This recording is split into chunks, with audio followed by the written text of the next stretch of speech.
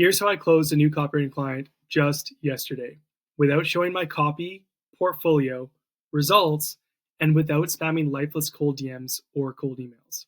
So I just landed a new copywriting client, but I didn't even want one, to be honest with you. What do you mean you didn't want a client, Brandon? I have enough copywriting clients on retainers that I'm happy with. And I've got my copywriting students, which is a bigger focus for me right now. I don't need more copy clients.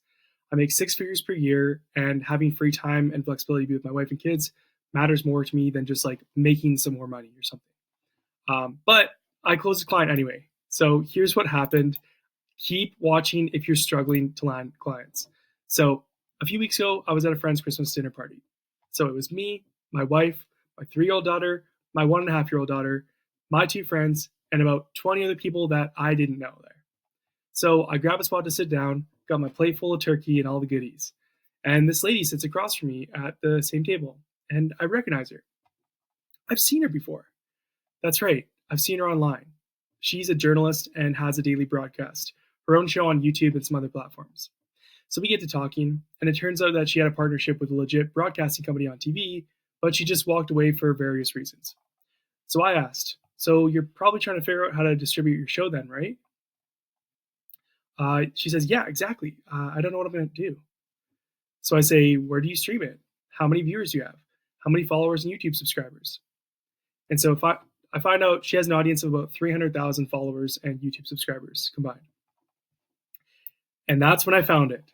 My next question helped me figure out her problem instantly. I said, how many email subscribers do you have? About 7,000. So I say, well, that's a problem. She says, what do you mean? I say, your email subscriber to follower ratio is way too low. I open up my iPhone calculator for some quick math. Only 2.3% of your followers are subscribed to your emails. That should be at least 5 to 10%. With an audience of your size, you should have at least 15,000 to 30,000 email subscribers.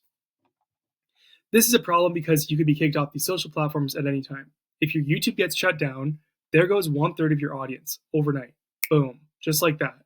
You need to mitigate that risk by getting your show viewers onto your email list. It's the only true way to own your audience. So she asked what I recommended she do. So I gave her a ton of advice, from switching platforms because she was on MailChimp, to how to promote her email lists and some other copywriting tips and whatnot. And remember, I'm not trying to land her as a copywriting client. I've got enough of those, and getting more of copywriting clients is not my goal right now. I'm at a Christmas dinner with my wife and my kids, and we're just there to have fun, relax, and eat turkey. But my brain is wired to copywriting and marketing, and I just can't help myself if I see someone in need. So next thing I know, she's pitching me, asking me to meet again, saying she'll pay for my time. I want to help her, so I agreed to a meeting to give her some more advice on her copy and marketing, but I told her she's not paying me a thing. I literally just wanted to help her out and was like, yeah, I'll meet with you for an hour and give you some more advice. So I wrote up an audit. All the things I could see wrong with her copy and marketing, threw it into a Google Doc, and showed her what I found during our meeting and some recommendations on how she can improve things. After our meeting, she was demanding to pay me again for that meeting. I still said no, and somehow she sent me $300 for my time. She liked what I had to say at the meeting, so she pitched me for ongoing copy and marketing help. So I created a couple packages, and she picked one. Client landed. Now, keep in mind, like I said, I wasn't looking for new copy clients. I saw her, I looked at the project, I looked at, I believe in her mission, I believe in what she's doing, I like her content, and the project just looks fun to me. So I created a couple packages, and she picked one. What's the lesson here? There's a ton here I could dive into, and I'll share some more lessons from this particular acquisition in the future. But for now, let's break down the 10 steps I took to land her, so you can apply that to your copywriting business and land your first or next client fast. Number 1, I found a business owner. I didn't just reach out to anybody. I didn't talk to anybody pitching my services like most people are doing, cold DMs and emails, blasting everybody on earth with their marketing. That's pointless. I was speaking to a business owner. Mind you, these were random circumstances. I wasn't going on my way to find her, but that's irrelevant. You can still apply this whole strategy online. Number 2, I found out her goal. So her goal, I quickly figured out, oh, hey, you're probably trying to figure out distribution. So yeah, her goal is to distribute her show, increase her reach, increase her growth. 3, I found a main problem that I can help her with email copywriting and email marketing. What was that problem? A small email list. I can help her grow her email list and write better copy. So I figured that out right away. When you know the stats, when you're in the game studying, when you know that every single business on earth should have about 5 to 10% of their social audience on their email list. For instance, a social audience of about 100,000 people, somebody should have an email list of 5 to 10,000 people from that audience, minimum. So when you know these stats, you know how easy it is just to start talking to clients because you're the expert. So go study the stats. Number 4, I explained why it's a problem that her email list is so small and why it's in the way of her goals, because social media is an owned audience while email isn't. Also, I spoke on how we're gonna get more people watching your show when we tell more people that your show's on, because people don't always have YouTube notifications and other things turned on. So we're gonna send more people, more traffic to your show, get more followers, and it'll fuel each other. 5, I gave her a bunch of free tips on what she should do. So I just started, literally, we're just having a casual conversation, eating turkey dinner. And hey, you should do a call to action here. You should put your call to action for your email list on your show here, on your YouTube. What's this? You're on MailChimp. You need to get off there. Here's why. Here's this other platforms you can use. Boom, boom, boom, boom, boom. I'm not trying to land her. I'm just trying to help her. Hint, hint. Number 6, I audited her business with more tips. So I gave her free tips at dinner. And then before we met again, I actually did her a whole write-up. I looked at all of her stuff. I took like 30 minutes or whatever and looked at everything. Looked at everything I could find, just like that. And I just wrote it all down. Here's all the issues. Here's all the problems. And here's all the things you should be doing. So then we met again in a proper setting where I presented my findings and recommendations. She liked what I had to say again. So she asked me to work with her. So I created some packages to work together. And she picked one. Done. I landed her as a client. So why did this work? Because this is the sniper bomb strategy. So this is the strategy I teach to land clients that I don't know why everybody else is doing this crazy spray and pray, cold DMs, uncomfortable, aggressive sales conversations with people who don't even want it, and like lifeless stuff that doesn't work when you're brand new. The sniper bomb works though. I just did this in real life rather than the online world. Here's the 2 parts of the equation. Number 1, sniper. I first was picky in who I was targeting. Now, sure, I wasn't going out of my way to go find clients in this moment. She happened to be in front of me. Random chance. But I was still qualifying her that I wasn't like, oh, I'm going to land her as a client. But I was qualifying her automatically. So I qualified her during our Christmas dinner talk to get a feel of the size of her company, right? I knew her following size. I could start to estimate some of her revenue based on that. And, I was also getting a feeling of what she would be like to work with in talking with her and seeing what her need is and seeing what her goals are and seeing what it would be like in this conversation. Is this the kind of person I want to work with? Also, the fact that she was like willing to pay me right out of the gate for more help means she's a buyer, not a tire kicker. Yeah, I wasn't trying to land her, but she's saying like, can I pay for your time? Let's meet again. And as I'm refusing payment still because I just want to help her, she still somehow finds a way to start to give me some money because she valued what I had to say. And what do you know? So like I was qualifying her ability to just pay me as a potential client too, which is really important if you're trying to make money as a copywriter. Number 2, the bomb. So that's the sniper. I was very focused, specific on who I was targeting.